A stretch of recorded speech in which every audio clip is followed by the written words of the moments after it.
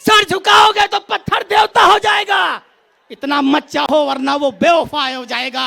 अखिलेश जी तो दरिया है, अखिलेश जी तो दरिया है, इन्हें अपना हुनर मालूम है। जिधर चल पड़ेंगे उधर रास्ता हो जाएगा। नेताजी के जो सपने अधूरे रह गए हैं तो उसे पूरा करने की जिम्मेदारी आदरणीय अखिलेश यादव जी की है।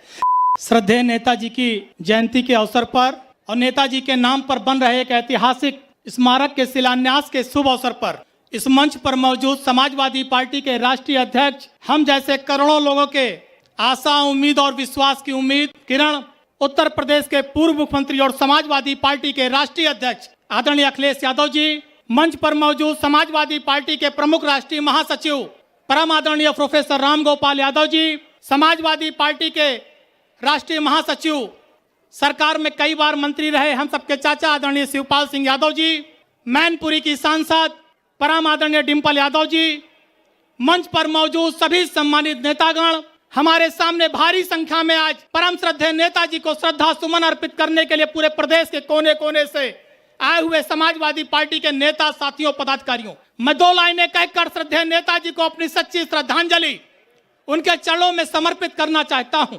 किसी शायर ने कहा है कि समर में घाव खाता जो उसी का नाम होता है, समर में घाव खाता जो उसी का नाम होता है, छिपा उस वेदना में भी मधुर वरदान होता है, सृजन में चोट खाता जो छीनी और हथौड़े की, वही पाषाण मंदिर में कहीं भगवान होता है, वही पाषाण मंदिर में कहीं भगवान होता है। हम जैसे नौजवानों के रहनुमा नेताजी ने हम लोगों को छात्र संघों की कोख से निकालकर, और मुझे इस बात को आज यहाँ इस मंच से कहने में कोई गुरेज नहीं, हमने पहले भी कहा कि अयोध्या विधानसभा, जिस अयोध्या की धरती को भारतीय जनता पार्टी हमेशा राजनीतिक वोट के लिए, अपने फायदे के लिए यूज करती है, उस अयोध्या की धरती से श्रद्धेय नेताजी और आदरणीय अखिलेश यादव जी के आशीर्वाद से 2012 में भारतीय जनता पार्टी को हराने का सौभाग्य एक गरीब और मध्यम वर्गीय परिवार के लड़के को मिला।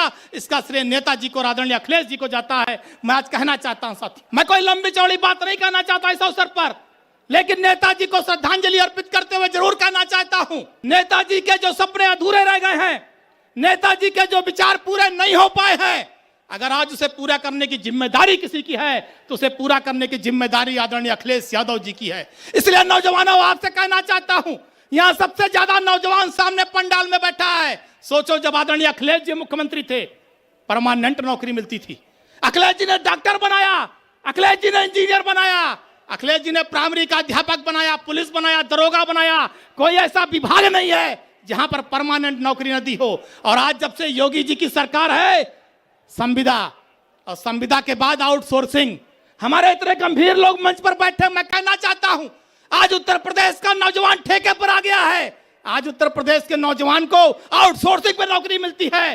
पहले उसे अपनी नौकरी के लिए घूस देना पड़ता है और 1 साल बाद रिन्यूअल के लिए घूस देना पड़ता है। यह है भारतीय जनता पार्टी की सरकार। और नौजवानों, अगर आप चाहते हैं कि परमानेंट नौकरी नौजवानों को मिले तो 24 में इस लोकसभा के चुनाव में ज्यादा से ज्यादा सीटें जिता करके आदरणीय अखिलेश यादव के हाथों को मजबूत करिए और नरेंद्र मोदी को हटाने का काम करिए, हम आपसे कहना चाहते हैं।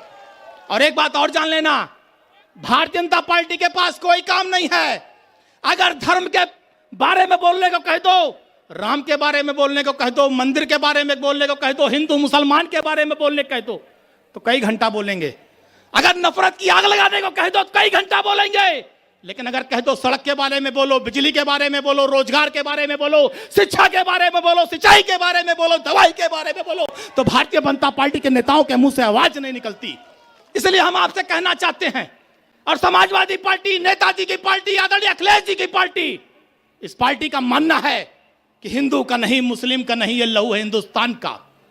हिंदू का नहीं, मुस्लिम का नहीं, ये लहू है हिंदुस्तान का। जब लहू टपकता गीता का तो बहता लहू कुरान का। इस विचारधारा के हम समाजवादी पार्टी के मानने वाले लोग। मैं अपनी बात को खत्म करूंगा क्योंकि मंच बहुत गंभीर है, बहुत से हमारे वरिष्ठ नेता बैठे हैं। आज छात्र संघों की कोख से नेताजी ने, आदरणीय अखिलेश जी ने छात्र संघों की कोख से बहुत से नेताओं को निकाला, जो छात्र संघ के अध्यक्ष थे, महामंत्री थे, उपाध्यक्ष थे। कोई आज विधायक है, कोई सांसद है। लेकिन आप बताओ, भारतीय जनता पार्टी में छात्र संघों के चुनाव बंद हैं। आज स्वास्थ्य विभाग की क्या स्थिति है? अस्पतालों में दवाई नहीं है, डॉक्टर नहीं है, नौजवान बेरोजगार है, सिंचाई किसान परेशान है। हमारे अवधेश प्रसाद जी बैठे सांड के बारे में लगातार बोलते रहते हैं।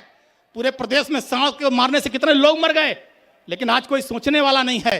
इसलिए नौजवानों, आपसे कहना चाहता हूं, और यहां पर जो हजारों लोग मौजूद हैं, मैं आपसे कहना चाहता हूं, अगर आज आप यहां पर नेताजी के समाधि स्थल पर श्रद्धांजलि देने आए हैं तो इस बात का विश्वास दिलाकर जाइए, आदरणीय अखिलेश जी को इस बात की कसम दिलाकर जाइए, कसम देकर जाइए कि 2024 में उत्तर प्रदेश में सबसे ज्यादा सीटें समाजवादी पार्टी की जीतेंगी, सबसे ज्यादा सांसद समाजवादी पार्टी के जीतेंगे। और इस बात का विश्वास दिलाकर जाइए, नेताजी के श्रद्धांजलि स्थल पर कसम खाकर जाइए कि जब तक अखिलेश जी नहीं चाहेंगे तब तक देश का प्रधानमंत्री नहीं बनेगा। इस बात का वादा करके जाइए, तब श्रद्धांजलि देने का सही मतलब होगा। इन्हीं शब्दों के साथ मैं अपनी बात को खत्म करूंगा। मैं अपनी बात खत्म करूंगा इन लाइनों के साथ कि सर झुकाओगे तो पत्थर देवता हो जाएगा, सर झुकाओगे तो पत्थर देवता हो जाएगा।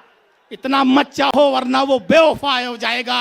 और अखिलेश जी तो दरिया है, अखिलेश जी तो दरिया है, इन्हें अपना हुनर मालूम है। जिधर चल पड़ेंगे उधर रास्ता हो जाएगा, जिधर चल पड़ेंगे उधर रास्ता हो जाएगा। जय हिंद, जय समाजवाद, श्रद्धेय नेताजी अमर रहें। बहुत बहुत धन्यवाद।